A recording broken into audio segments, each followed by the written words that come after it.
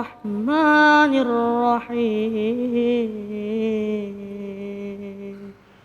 ولا تقربوا الزنا إنه كان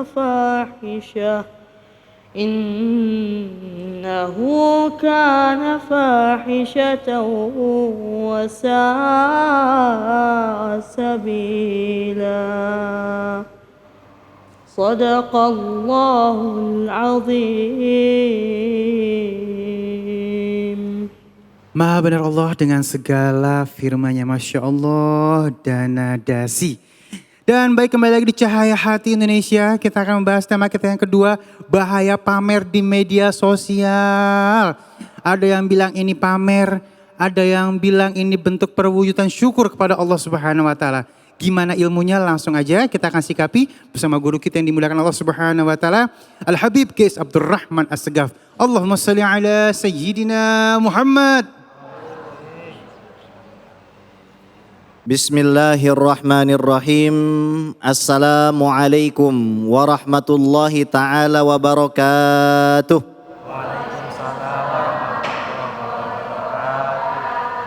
Alhamdulillah wassalatu wassalamu ala sayyidina Rasulillah Sayyidina Muhammad ibn Abdillah wa ala alihi wa sahbihi wa mawala wa la hawla wa la quwwata illa billah. Ashhadu an la ilaha illallah wahdahu la syarikalah wa ashhadu anna sayyidana wa maulana Muhammadan abduhu wa rasuluhu la nabiyya wa la rasula ba'dah amma ba'du. Para pemirsa Cahaya Hati iNews yang dimuliakan oleh Allah, Habib Ali Zainal Abidin yang insya Allah kita semua, baik yang hadir di masjid ini dan menonton dari layar televisi, mendapatkan kemuliaan, mendapatkan keridhaan dan ampunan dari Allah Subhanahu wa Ta'ala. Amin, amin ya Rabbal. Kita hendak membicarakan tentang fenomena pamer di media sosial. Allah Subhanahu wa Ta'ala yang menciptakan alam semesta sudah mengatur dan membagi rizki masing-masing makhluknya. Di dalam pembagian tersebut Allah Subhanahu wa Ta'ala tidak memandang apakah orang tersebut sholat atau tidak. Tidak memandang apakah orang tersebut taat atau tidak. Pendeknya, orang beriman dapat rizki, orang yang gak beriman dapat rizki.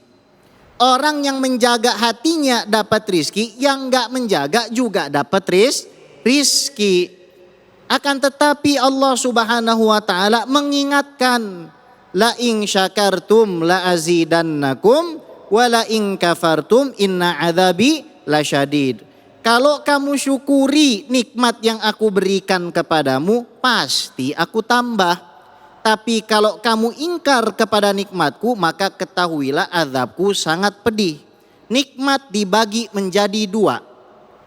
Ada nikmat lahir, ada nikmat batin. Nikmat lahir contohnya adalah yang kita kenal dengan 3 ta. Harta, tahta, wanita. Popularitas, jabatan, terkenal di mana-mana, itu adalah rizki lahir. Kesehatan juga termasuk di dalamnya. Yang kedua adalah rizki batin. Rizki batin ini lebih utama dan jauh lebih istimewa ketimbang rizki lahir. Rizki batin ini adalah iman. Rizki batin ini adalah Islam. Rizki batin ini adalah ihsan, akhlak dan moralitas kita kepada Allah Subhanahu wa Ta'ala. Ada orang dikasih rizki lahir, dia rumahnya mewah luar biasa, tapi tidak diberikan rizki batin. Mohon maaf, belum mendapatkan hidayah keimanan. Paling-paling mentok-mentok gak nyampe 100 tahun kelar urusannya. Mobilnya gak dibawa, harta bendanya gak dibawa.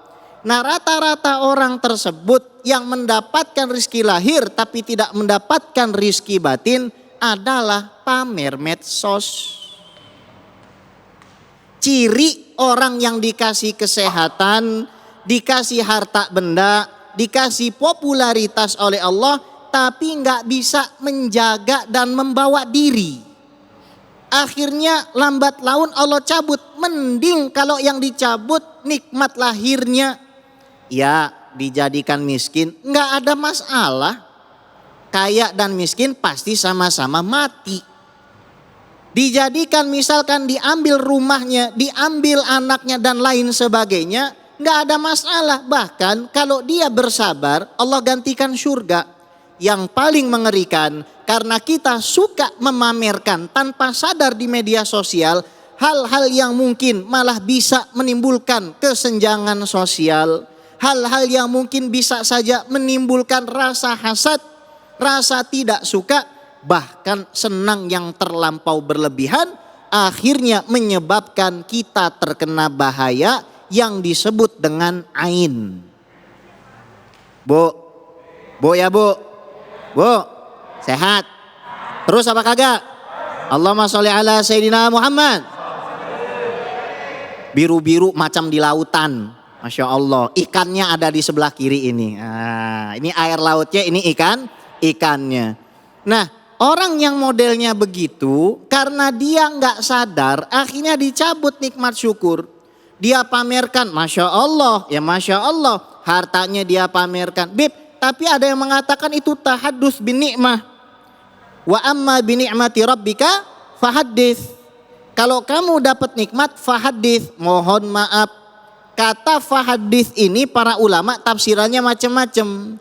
Yang paling cocok adalah fajaddid. Perbaharuilah kenikmatan itu. Bukan sekedar ngomongin. Kadang kita sharing makanan, all you can eat, di posting. Yang ngeliat teman kita belum makan siang, nggak punya duit. Akhirnya di DM, Bang Ali asik nih kalau ikut, kagak dijawab. Sharingnya iya, baginya kagak. Mohon maaf, emang handphone bisa diminum? Handphone bisa dimakan? Kecuali food blogger. Itu lain lagi, memang tuntutan peran sebagai seorang yang bekerja di situ. Akan tetapi hati-hati, jangan sampai kita sharing sesuatu yang menimbulkan ain. Maka Nabi Muhammad SAW ngajarin kita satu doa biar nggak kena ain. Ya, kepada anak kita mau posting, mohon maaf kadang-kadang pasangan suka memamerkan, emangnya enggak nyelit di hati jomblo hasutnya. Ayang bepan, Masya Allah ngelendot sana, ngelendot sini, Masya Allah jalannya udah kayak kelabang. Ya, ngebangga-banggain lah yang jomblo, ngomong dalam hatinya. Lihat aja nih ya, nggak nyampe 5 bulan nih, inna lillahi wa inna ilaihi rajiun. Lah follower kita kan lumayan. Follower Ana lumayan Bib, ya kan 56K. Follower Habib Ali ini lumayan 100.000 lebih K. Lah emang dari banyaknya follower itu semuanya demen. Yang followernya 10 aja kadang-kadang lain di depan lain di belakang. Muka 2 Bib, di depan Masya Allah, ya Tabarakallah. Dalam hatinya awas, itu ada. Makanya hati-hati, Nabi ngajarin doa.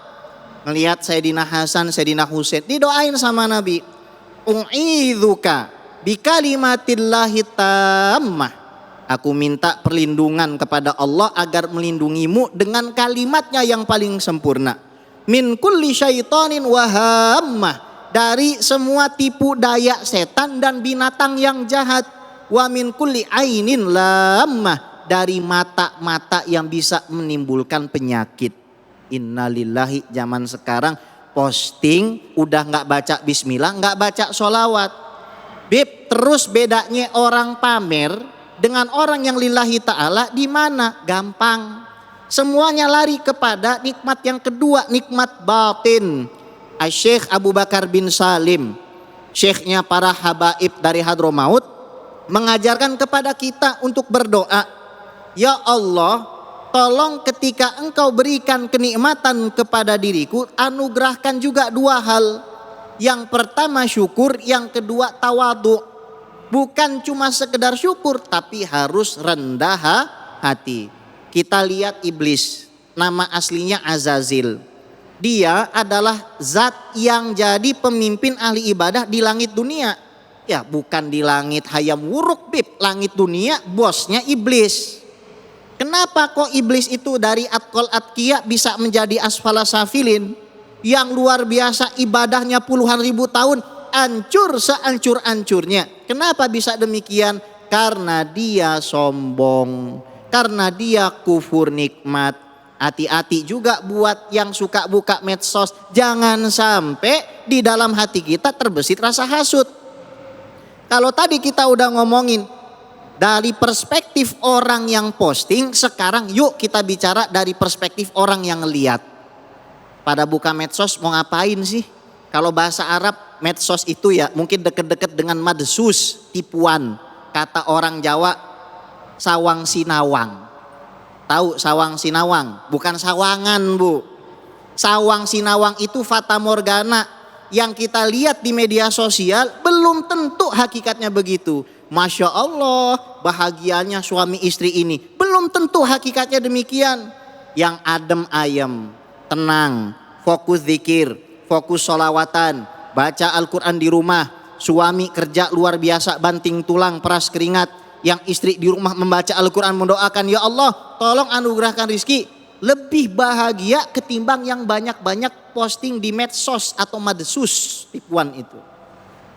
Maka hati-hati ketika kita ngelihat yang bagus, misalkan ana lihat postingan Habib Ali lagi syuting, ana baca sholawat Allahumma sholli ala Sayyidina Muhammad wa ala ali Sayyidina Muhammad, ya Allah kasih kebaikan kepada Habib Ali.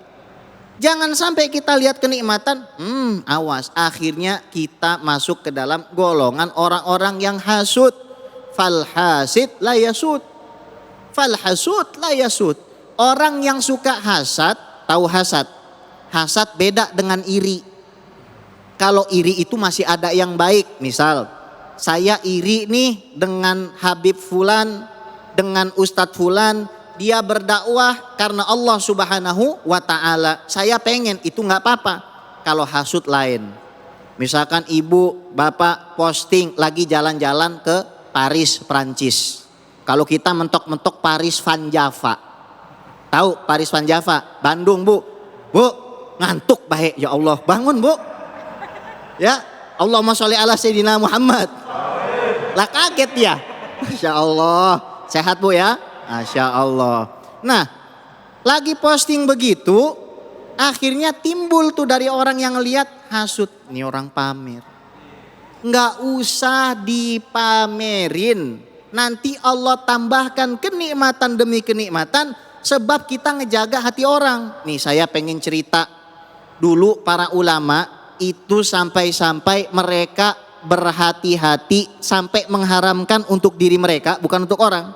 Kalau ada orang bawa makanan dari pasar, Bib, kesian amat Bib tukang cilok sama tukang lemper. Bukan tukang cilok sama lempernya yang salah, yang belinya yang salah. Karena al-at'imatul lati tuba'u fil aswaq, makanan yang dijual di pasar-pasar, waqa'at 'alaiha uyunul masakin, mata orang miskin lihat, dia nggak bisa beli dalam keadaan lapar. Fadhahabatil barokah, karena sakit itu hatinya, perutnya lapar, barokahnya hilang. Kita tidak mau makan makanan yang tidak barokah. Jadi bagaimana caranya? Kalau mau posting makanan langsung tag, yang mau sini, ayo posting nggak? Mau posting misalkan baju baru, yang mau DM, posting nggak? Kecuali dijual, nah itu lain lagi urusannya. Makanya sebenarnya kita kudu pinter-pinter nyiasatin kita punya batin Beb. Karena sebenarnya Nabi nggak pernah ngelarang baju bagus. Nabi nggak pernah ngelarang punya sendal bagus. Nabi nggak pernah ngelarang punya penampilan bagus, mobil bagus. Yang Nabi larang ada dua. Batrul haq, nolak kebenaran, wa ghamtun nas, ngeremehin orang. Dinasehatin, jangan sering-sering posting. Jawabannya apa? Paling nggak ngiri. Nggak ada satu orang pun yang ketika dia menasehati iri. Itu adalah suuzon yang diciptakan oleh setan. Maka sebelum kita posting 1 kali, pikirin 100 kali. Kira-kira Allah ridho nggak ya dengan postingan saya? Kira-kira orang yang lihat ini suka nggak ya dengan postingan saya? Meskipun memang nggak semua orang itu suka. Nabi Muhammad saja Bib yang indahnya luar biasa, hatersnya banyak. Apalagi kita yang mukanya nggak simetris. Hidung ke kiri, yang satu lagi lobangnya kemana? Nggak simetris, nggak percaya. Yuk ngaca. Udah gitu songongnya luar biasa, main posting aja. Nah inilah makanya pemirsa Cahaya Hati iNews. Ya kalau kita mau posting baca Bismillahirrahmanirrahim. Allahumma sholli ala Sayyidina Muhammad wa ala ali Sayyidina Muhammad. Ya Allah, saya niat posting untuk kebaikan. Karena media sosial harus kita gunakan. Untuk apa? Berdakwah. Kalau media sosial itu tidak kita gunakan untuk berdakwah. Seperti Habib Ali, seperti para habaib, para kiai, ustadz-ustadz kita berdakwah di semua media sosial dengan pro kontranya, maka yang akan mengisi media sosial adalah orang-orang yang tidak bertanggung jawab. Jadi kalau kita mau posting apa? Posting sholawatan. Posting apa lagi? Jadwal kajian. Posting apa lagi? Nasihat yang bermanfaat. Karena kata Nabi SAW, kalau kamu memberikan hidayah kepada satu orang saja, kamu tunjukkan dia kebaikan, kamu tunjukkan dia jalan kepada Allah, maka itu lebih baik daripada onta yang berwarna merah. Onta merah adalah lambang kejayaan kendaraan paling mewah zaman dulu. Kalau sekarang harganya 30 miliar, kita posting, satu kali orang melihat langsung bertobat, sama seperti kita sedekah pada hari itu 30 miliar.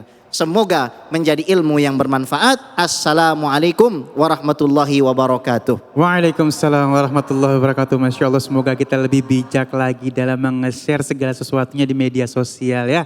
Masya Allah. Dan baik, sesaat lagi kita akan membahas tentang tema kita yang ketiga. Aduh, ini bakal kena semuanya, Masya Allah ya. Lelaki sejati menjaga pandangannya. Jangan kemana-mana, tetap bersama kami di Cahaya Hati Indonesia.